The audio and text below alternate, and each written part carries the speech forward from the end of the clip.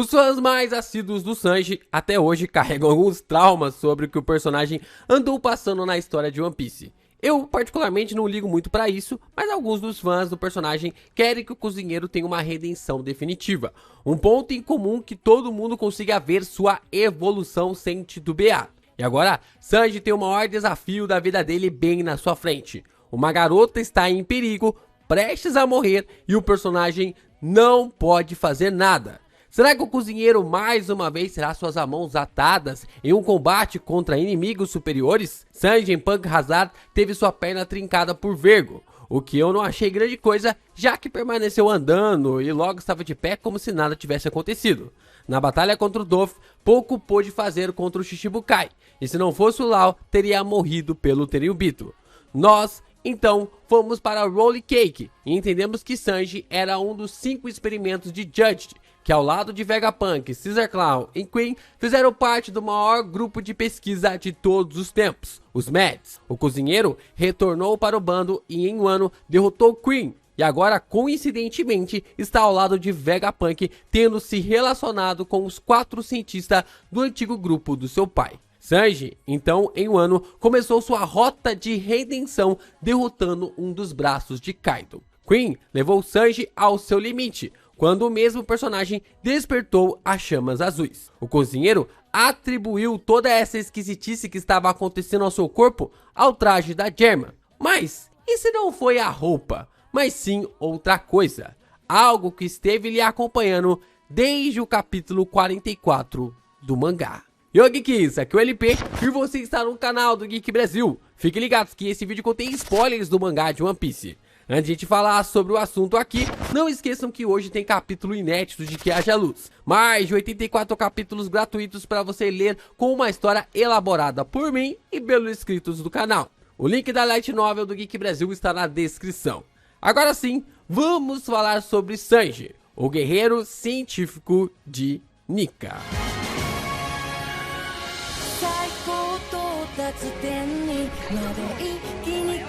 Sanji é o 4º filho de 5, mas carrega o 3 como o 3º príncipe do reino Germa. Por causa dos remédios que sua mãe tomou na gestação dos 4, o cozinheiro foi o único que nasceu sem habilidades e com emoções. Mas, por mais que Sora houvesse lutado para que seus filhos nascessem como crianças normais, Sanji foi o único que havia nascido sem habilidades sobre-humanas e com sentimentos, diferente dos seus irmãos. Porém, ao longo do tempo, Sanji foi mostrando que suas habilidades estavam despertando, e até mesmo seu exoesqueleto estava funcionando muito bem, o que levou o personagem a ficar desesperado em não querer ficar parecido com os seus irmãos, alguém com uma bruta força, mas sem sentimento algum. Isso nos leva diretamente à batalha contra o Queen. É nesse momento em que Sanji ficou em conflito mental. Seria ele capaz de ter machucado uma dama ao ter saído do controle?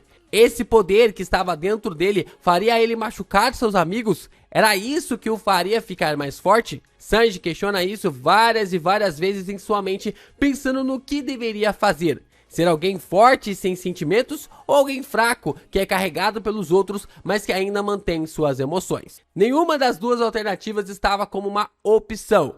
Mas escolher uma das duas opções não estava também em uma disposição. E isso estava marcando para o personagem sobre a possibilidade de derrotar alguém que possui os mesmos poderes dos seus irmãos. Como fazer isso sem ter que recorrer aos poderes da Germa? Queen tinha as mesmas habilidades que todos os filhos de Judge, e isso estava colocando Sanji contra a parede. Porém, o mais interessante é a escolha que o Sanji faz. Ele não pensa em si ou em seus sentimentos quando ele acredita ter ferido uma dama. O cozinheiro se julga baseado no que o Luffy precisa. Sanji diz que, se agir como monstro, inimigos com o mesmo patamar do Queen serão fáceis para ele desmembrar. Mas por que o Perna Preta pensaria no capitão bem nesse exato momento? Suas razões não eram suficientes para ele se auto-entender? Porque ele estava pensando no Luffy neste exato ponto da história? Porque Luffy e Sanji são lados opostos da mesma moeda. Sanji é um Nika artificial criado por Judge. Mas é claro que essa criação foi sem querer. Ao longo da história de One Piece, vemos vários paralelos que reforçam o ponto de que o Perna Preta seja uma parte de Nika também. Luffy é afilhado do Shanks, o ruivo. Sanji é afilhado de Zeff, perna vermelha.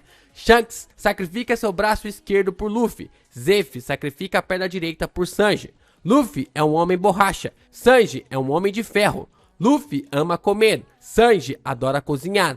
Luffy usa roupas casuais. Sanji ama ternos. Luffy ama insetos. Sanji os odeia. O verdadeiro pai do Luffy é Dragon, o líder do exército revolucionário. O verdadeiro pai de Sanji é Judith, o líder da Germa 66. Luffy foi mandado para a Ilha das Mulheres por Kuma. Sanji foi mandado para a Ilha dos Okamas por Kuma. Luffy quer o título do Rei dos Piratas. Sanji tem o título de Mr. Prince. Luffy é o God of Sun. Sanji é o Sun, o terceiro em japonês. Luffy é o guerreiro da libertação. Sanji, o guerreiro da ciência. Luffy quer o One Piece. Sanji quer o All Blue. Já dá pra perceber que tanto Luffy e Sanji são cara e coroa da mesma moeda. Quando se entende isso, percebe que a fala do capitão para o cozinheiro não é à toa. Sem você, eu não consigo me tornar o rei dos piratas. Sem o Perna Preta, Luffy está incompleto. O paralelo de Luffy com Sanji está bem estampado na nossa cara, e é por isso que acredito que o cozinheiro seja uma criação do Judge focado em uma tecnologia do passado, que nem mesmo ele entendia direito. E o ponto aqui é que, como muitos cientistas já fizeram no nosso mundo, Judge criou algo sem querer, tentando criar outra coisa. Ele mirou em um guerreiro perfeito e acabou acertando em um Nika artificial. Por causa das atitudes de Sora, de querer ter um filho com sentimentos e ao mesmo tempo sem alterações para ter uma criança normal, foi através dessas emoções que fizeram Luffy convidar o Sanji para o bando. O que culmina na fala do Oda em um SBS recente, de que éramos para ficar de olho no Sanji. Da última vez que o Oda soltou uma pequena direção sobre algo, foi quando ele mesmo disse que seria impossível derrotar o Kaido sem alguma coisa a mais. E no final das contas, Luffy acabou despertando sua fruta, e o resto é história com o seu modo Nika. Agora temos que prestar atenção em Sanji, mas em uma batalha contra um Gorosei, o que se pode fazer? Sanji está no seu limite, vendo uma dama prestes a morrer e não conseguindo fazer nada. O que podemos esperar do Sanji nesse exato momento? Bom, Haki do Conquistador e o despertar da tecnologia do século perdido que está dentro do Sanji. Isso mesmo que você ouviu. Sanji pode ter recebido a tecnologia do século perdido dentro dele, em sua criação. A mesma tecnologia que o robô ancestral possui. No capítulo 1067, Vegapunk diz que o Gigante de Ferro atacou Mary Joseph 200 anos atrás, mas que acabou ficando sem energia antes de causar grandes estragos. Stella diz também que os cientistas daquela época ficaram espantados porque a tecnologia parecia ser de outro planeta. Nenhum deles soube dizer de onde ele veio ou o que está tentando fazer. O governo mundial queria a destruição do Gigante de Ferro, mas a curiosidade dos cientistas foi maior e começaram a passar isso para frente como uma herança para os próximos pesquisadores, que foram sucedendo aos seus postos, mas ninguém conseguia compreendê-lo. Stella diz que criou o Vega Force 01 baseado no que aprendeu do Gigante de Ferro, mas ele mesmo alega que lhe faltava poder científico para entendê-lo, o que leva Vegapunk a ficar incrédulo de que um robô havia sido feito há 900 anos. Frank então se vira para Shaka e questiona se existe algo que Vegapunk não possa criar. E o satélite responde que se trata da fonte de energia do robô. Não podia ser replicada. No passado, o Reino Perdido possuía uma fonte de energia que viraria de cabeça para baixo as ideias e os conceitos modernos que se entende no mundo atual de One Piece. Ou seja, o Vegapunk conseguiu replicar a tecnologia do Gigante de Ferro no Vega Force, mas não conseguiu replicar sua fonte de energia, o que me faz levantar a seguinte questão: e se o Judge conseguiu replicar a tecnologia do robô gigante no Sanji e por causa da Sora ter se sacrificado para manter os sentimentos do cozinheiro, ele também não conseguiu despertar a tecnologia como o Gigante de Ferro fez no capítulo 1092. Judge mostrou ter uma capacidade genética e tecnológica tão absurda quanto o Vegapunk, através ali dos seus clones e os irmãos do Sanji. Até mesmo os trajes mostram o poder de tecnologia que o Judge alcançou, mostrando um controle absurdo, chegando quase ao mesmo patamar que Vegapunk. Ele, assim como o Cabeção, deve ter esbarrado no problema da fonte de energia e tentou contornar isso com a fonte de vida humana, mas, mesmo assim, foi infeliz em seus experimentos. Mas calma aí, LP. Como assim o Sanji poderia despertar esses poderes através de Nika, sendo que Nika só foi apresentado em Wano? Eu não sei se isso foi de propósito ou não, e se o Oda está revisitando sua obra, pegando algumas pontas soltas em sua história para amarrar, isso pouco me importa. Mas a questão é que o Sanji parece ser uma réplica daquilo criado por Nika no século perdido. Um origami, por exemplo, é uma réplica em papel de coisas que existem no nosso mundo, mas que não são reais. Seu Goroace dá no capítulo 53, exatamente no capítulo em que Sanji revela o poder do seu chute. É interessante perceber que esse capítulo 53 e 54, ninguém sabia sobre essa força do Sanji. Um chute que conseguia mandar um submarino para longe. Mas Sora não havia conseguido eliminar a força sobre-humana do Sanji e ter lhe dado seus sentimentos? O cozinheiro não era uma falha para o Judge? Como é que agora ele conseguia chutar um fucking submarino? Seu poder estava em seus sentimentos. Assim que ele se conectou com Zeff, suas habilidades começaram a despertar. Sora não eliminou a força do personagem, ela apenas conectou sua força aos sentimentos de Sanji. E quanto mais o Sanji está conectado às pessoas, mais forte ele pode ficar. Principalmente a duas coisas, mulheres e o Luffy. Quando se trata de mulheres, Sanji faz coisas anormais que normalmente, e principalmente antigamente no mangá, seria algo totalmente fora do padrão.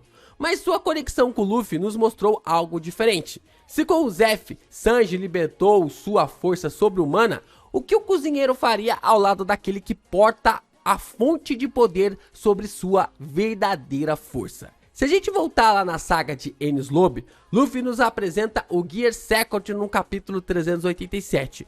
Um poder que faz o seu coração acelerar de uma forma muito rápida, fazendo o seu corpo de borracha ter sentidos mais rápidos que o corpo comum, da forma para conseguir derrotar os seus adversários. Mais pra frente, a gente vai observar que essa aceleração do Luffy em seu coração são as batidas do tambor de Nika, aquilo que faz até mesmo o robô ancestral conectar, se ligar. Mas, naquela época, a gente consegue observar que isso não era a única coisa que o coração do Luffy estava fazendo naquele momento. O capitão esteve lutando e as batidas do seu coração estavam ressoando por todo Enies Lobby.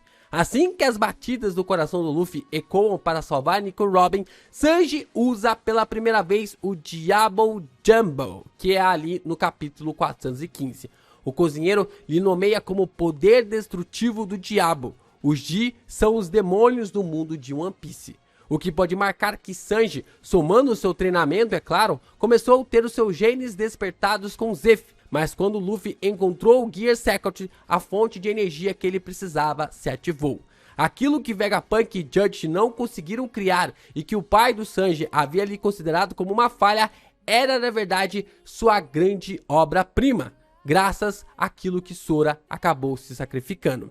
Luffy, quando ativou o Gear Second, despertou em Sanji um poder replicado do Gigante de Ferro, basicamente tudo aquilo que o Judge queria, mas que nunca conseguiria alcançar. O experimento havia sido um sucesso, mas o pai do Sanji nunca saberá disso. Quer um castigo maior para um cientista do que esse? E tudo fica ainda mais evidente em Wano. Luffy, quando está para despertar, chega ao ápice de suas habilidades ao extremo, o que poderia interferir ainda mais na tecnologia dentro do Sanji. Não havia sido o traje que havia mexido com ele, mas a forma como Luffy estava chegando ao seu limite. O Snake Man mostra exatamente isso, o modo quase despertado. É só observar as nuvens em volta do pescoço do Luffy. E onde o Luffy mostra essa forma pela primeira vez? Em Roll Cake, a saga que ele foi salvar o Sanji, a qual os sentimentos dos dois personagens estão ainda mais conectados. Mas Sanji não sabe dessas nuances e põe a culpa em sua estranheza, na estranheza ali do seu corpo, no traje que recebeu da Germa, e acaba destruindo esse poder. Mas, se a tecnologia do século perdido é o fator de sua criação, isso quer dizer que não havia sido seu traje que havia feito isso a ele, havia feito essa estranheza em seu corpo. Dessa forma, vemos o Sanji usando o exoesqueleto por completo, tendo seu corpo destruído, mas sofrendo nenhum osso quebrado. Depois, Sanji ainda consegue alcançar o fogo azul, o que é algo ainda que não está em sua forma completa, pelo menos é aquilo que eu acredito, mas é aquilo que ele pode alcançar sem Luffy estar em seu estágio Nika, o que muda tudo na próxima saga. Em Egghead, começa a misturar as duas coisas na mente do Sanji, a capacidade de proteger as mulheres e ao mesmo tempo ter o Nika ativado por completo perto dele, o que nos mostrou alguns padrões estranhos para o personagem. No capítulo 1078, Sanji toma um murro em cheio na cara do Ash Shark e nada acontece com ele, questionando para o clone do Jinbão se ele entendia o que era o poder do amor. No capítulo 1077, Sanji também mostra sua cabeça pegando fogo, parecendo com a forma de Nika, e sua sobrancelha se inverte, mostrando mais uma vez a forma do Luffy que poderia estar lhe afetando. E agora tudo colide para o segundo ponto. Essa do Sanji com a tecnologia do Gigante de Ferro quase oculta o feito do Haki do Conquistador, mas a gente ainda precisa falar dele. Sanji está em um momento crucial nesse ponto. Vários vice-almirantes estão mirando suas armas para Bonnie. Uma dama está em perigo e ele não pode fazer nada. Além de que, Vegapunk diz que o poder de uma Akuma no Mi está os prendendo, impedindo de se mexer. Existem outros paralelos do Sanji e do Luffy neste exato momento do mangá. O cozinheiro colocando a mão na cabeça sentindo dor, enquanto Luffy na saga contra o Kaido põe a mão na cabeça dando risada. Sanji pedindo para Saturno parar, enquanto Bonnie se lembra do Kuma. Luffy em Sabaody pedindo para o Kuma parar, temendo a vida dos seus companheiros. Se o Luffy tivesse um haki forte em Sabaody, na sua luta contra o Kuma, ele teria impedido os seus amigos de serem derrotados pelo antigo Shichibukai. Sanji tem a força e o poder, e agora está no pior momento para ele desde Sabaody. Se Bonnie morrer, Sanji não conseguirá viver com esse trauma pelo resto da vida. A única coisa que pode ocorrer aqui é o despertar do haki do Conquistador do Cozinheiro para quebrar o controle da Akuma no Mi do Gorosei. O que seria, até mesmo de forma incrível, esse despertar do Sanji, onde tanto o poder da sua tecnologia de Nika despertasse definitivamente mais o seu haki do Conquistador. O que pode acarretar no maior despertar do Conquistador de toda a obra de One Piece. Se ele desmaiar todos os vice-almirantes ali, ele terá feito algo histórico, já que pode desmaiar pessoas que não têm pouca determinação. Sanji pode não derrotar Saturno sozinho, porque o Gigante de Ferro, do qual possivelmente suas habilidades vieram, e onde a mente do Kuma pode estar, virá para lhe ajudar, o que acaba sendo poético, né? O pai e Sanji lutando lado a lado para proteger a Bonnie. Porém, o mais importante, ele cumprirá sua promessa a Kuma. Ele agora será o homem mais procurado pela marinha. Isso graças ao fato de proteger sua filha.